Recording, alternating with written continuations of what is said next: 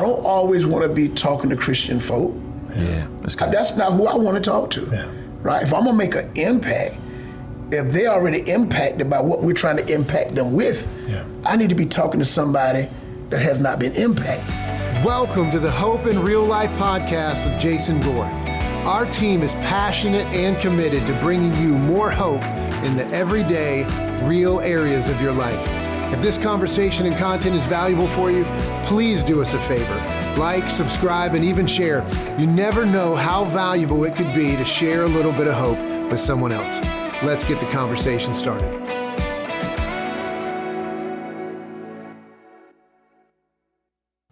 Partnerships that you guys have in doing the work. Obviously that looks different because you're doing different kinds of work, even though obviously we all partner together, truthfully, at this table. But what are some of the key relationships, partners? Because I think sometimes when people are thinking about impacting their community, regardless of what it is and what community it is, you think, oh man, I got to do this by myself. And obviously you guys haven't done this by yourselves. And so what are some of those relationships y'all have leveraged? I'll go with two right off the bat, and I'm gonna point to Chris and say one, because we've just realized that there's work that needs to be done, there's ministry that needs to be done, there's needs that need to be met, that we might not be positioned to get in and help bring that to life, but someone's already doing it, someone's already there, someone's having a voice. I mean, just in case you can't tell, Wade, Chris has a different voice, he has a different profile, he's going to connect with different people that I'm going to, all right? And so I can explain I might have noticed that. I can explain that to you on a different podcast. And so instead of trying to reinvent the wheel, we're just going to say, hey man, how can we support you in what we're doing? And then how can you teach us and do this? And how can we send people your way to help?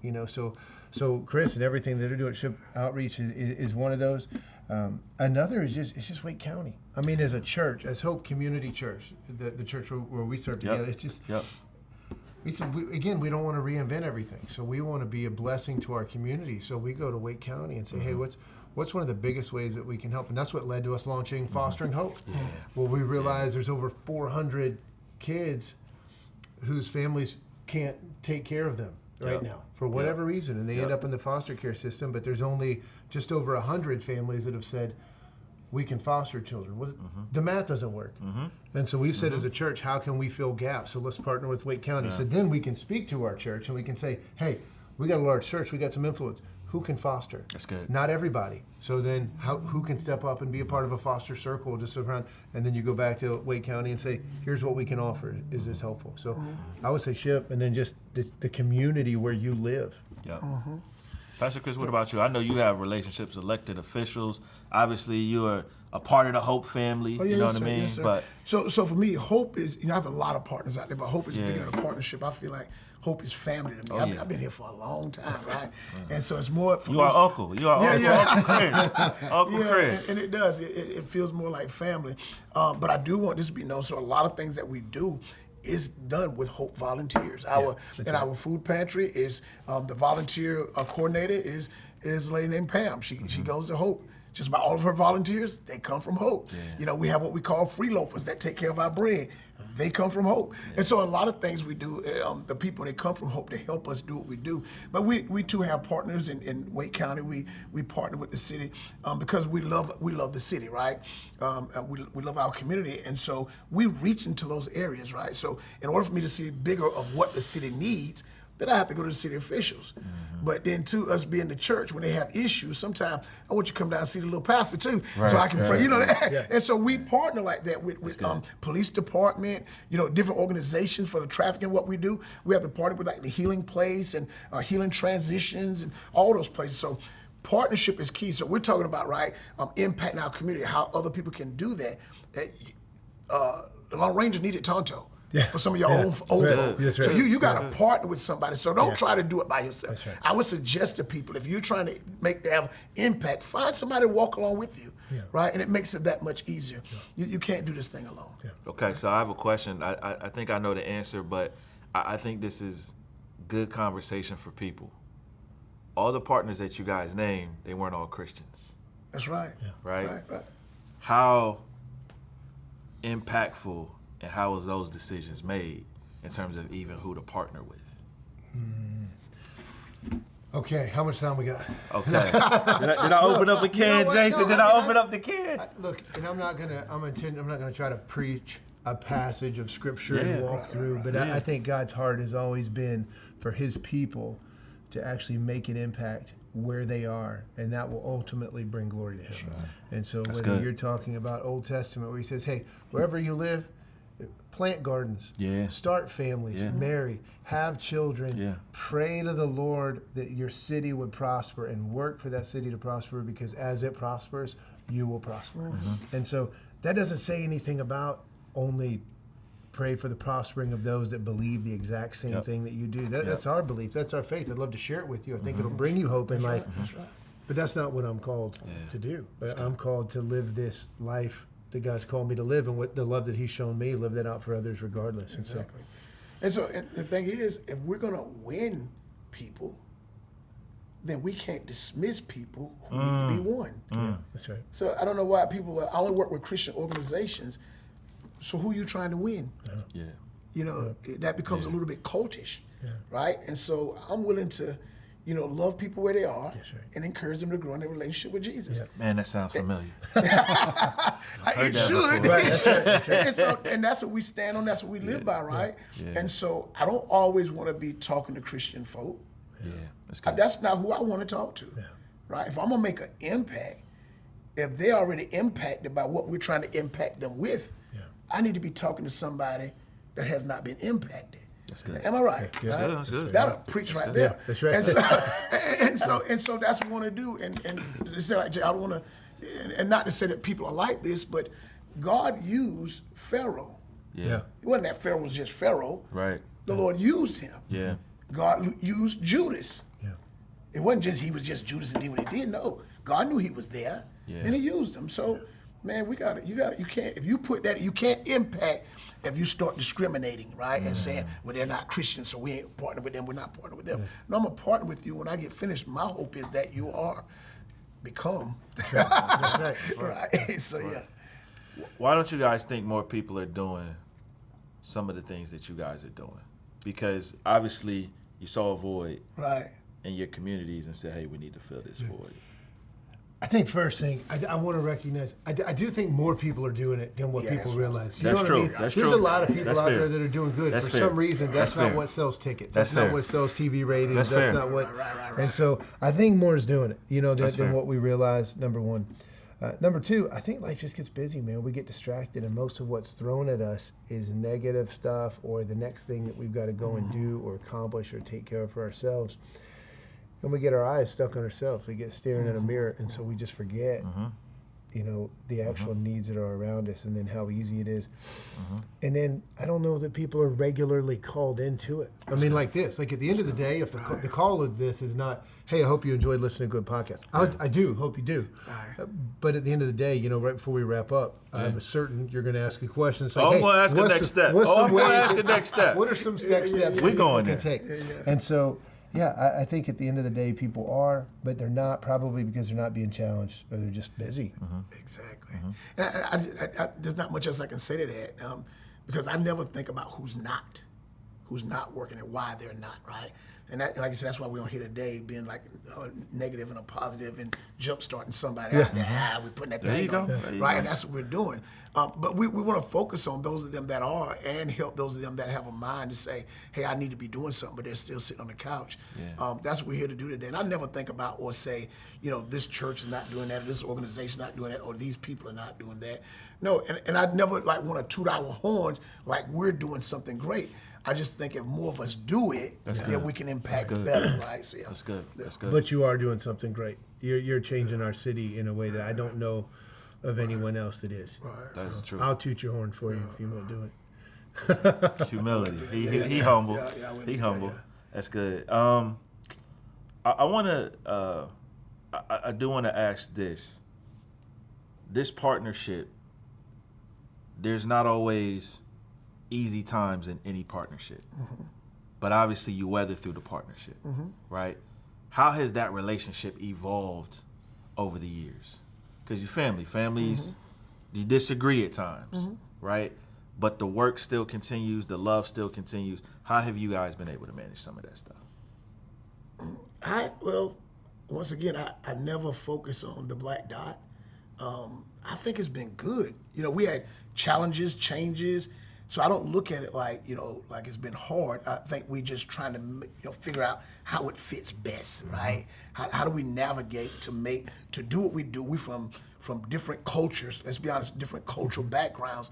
So how do we make it fit best? The greatest thing is that we don't give up on it, right? We haven't given up on it, and that's why we've been able to impact like we've impacted. Why people been, they ask the questions, how do you guys get along? Hope you. I'm like, they don't say nothing bad about them, and I hope they say the same thing about me. Chris, you would pull up on somebody saying something. Hold on, pump your brakes, bro. I've witnessed it. You've seen me in circles, and so my integrity is good about hope, and because I feel like, and I'll tell people in a minute, I am hope. It's not about hope. So if you talk about them, it's about me. What do family do? Sometimes family have issues, right? But out of those issues, it should make you stronger. If we never have any issues, there's no growth, right? And so we've grown together, right? We've gone from, I can speak for us, from where we were in that little building to a bigger church, and now to the center that we have, right? And we're doing great work. That's a lot to do with our partnership, right? And for some people that say, well, they got to do with money. No, it doesn't have anything to do with that. We got a lot of other people that fund and give money and all of that. No, but it's what we've learned through hope and the systems and how we need to do some things. One thing is about is us knowing what we don't know, and we go to them, and what they don't know, as Jason said earlier about our part of the community, they come to us, and we grow together. Right? That's good. That's real. I think it comes down to, are you worried about yourself, or do you want to be solution driven? Come on. We've always said, hey, we're going to be solution driven. We're going to make our desire to make an impact is going to be greater than our own personal preferences. And I think about the journey, like from the original partnership to, there was a time where SHIP and their weekly gathering. I don't even know if you noticed, Wade. It was like, hey, they can be one of our campuses. Oh, I remember. I remember. And then we got in, and we were going to really help. We were going to help their weekend gatherings, and then they're doing some things the way that we do them in a way that does not make sense. I think we learned pretty quickly, like, you know what, we shouldn't do this. Right. So let's stop doing that right away, and then let's say, but we were solution driven, and I think at the end of the day, I mean, we've had a president before that said, and I'm sure other people have said it, but there's no limit to what we can accomplish if we don't care who gets the credit. That's right. And so at the end of the day, we want to be solution driven. We want to bring hope to people, not have our own personal preferences met. Yeah. I think that was important for people to understand that, because sometimes when you go through seasons like that, a relationship can fall apart. Yeah. I've seen it. I've participated in it myself. And I just think that it's just been a beautiful thing of hope and SHIP being able to work together to just impact so much in our community. Can I say this? Absolutely. It's about like what he said. Those things fall apart when people are stuck on themselves. Come on, man. Yeah. That's what happens. Yeah. But when you're not stuck on yourselves, you can take the criticism. You can step back and say, okay, yeah, we do need to do this. Let's make these changes. Mm-hmm. Let's do what we need to do, right? And so, but if a person's stuck, I'm just not going to. I'm done. But that's when it ends, right? We never did that. Yeah. Pastor Chris, we have a question that we ask all of our guests on this show. This is the first time we're doing it, though. So. But we do it all the time. But we do it all the time. Yeah, this is the inaugural of what we're going to always do. I'll figure that out when I'm out. Yeah. What are you most hopeful for right now? What I'm most hopeful for is that God's vision come to fruition. And that is that everything that we're doing, that is able to be duplicated, right? That once I'm dead and gone, and that will happen, I can guarantee you, that what we're creating and what we're creating together can be dropped in other inner cities, that it will make a change. If you ask, that's what I'm most hopeful for, that one day this thing is put in other cities and other young people can come around it, communities can come around it and say, hey, this thing works. This is God's vision and it works. That's what I'm most hopeful for. That's good. That's good. Jason, what about you? Ooh, you said guest. You said the guest. You said, this is my home. This is kind of my home. No, This is your show. No, as it relates to this, I think that's right on. I mean, as a church, we've said that we've got this picture, right, of 100,000 men, women, and students. Now, we've said following Jesus by thinking and living biblically. Yep. But that's a lot of people, and I believe if people are thinking and living biblically, they're looking to make this kind of impact in the world around them.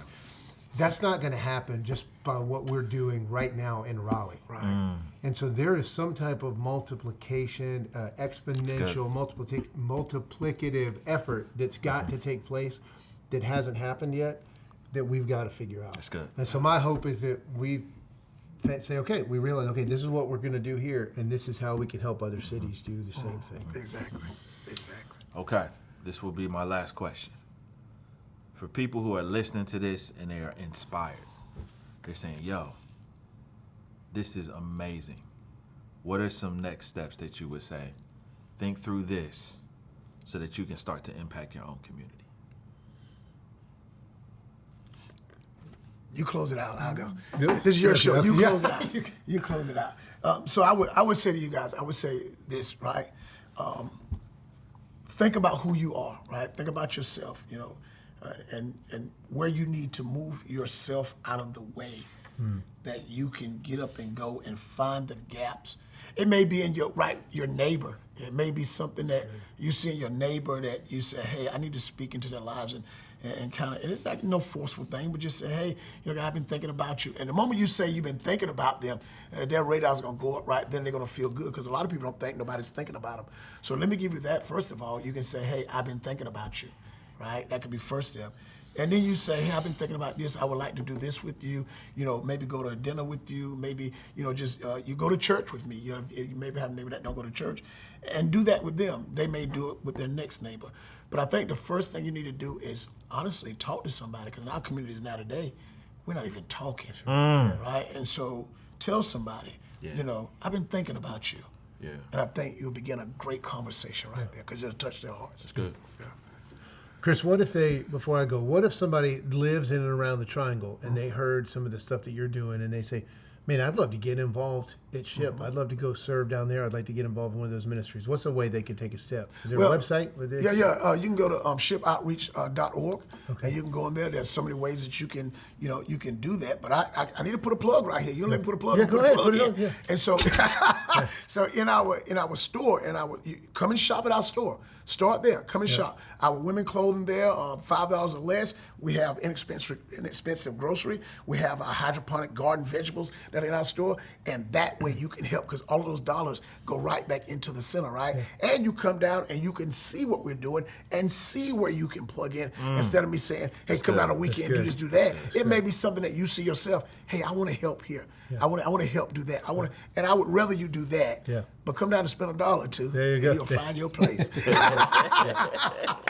Yeah, so my words wouldn't be all that different, Chris, than what you said, because I know we've got some listeners that are here in the Triangle, and then we've got some all over the U.S., and it gets shared. So I would say, I said it earlier, take some time to open your eyes. You said have a conversation. Yeah. Have a conversation. Open your eyes.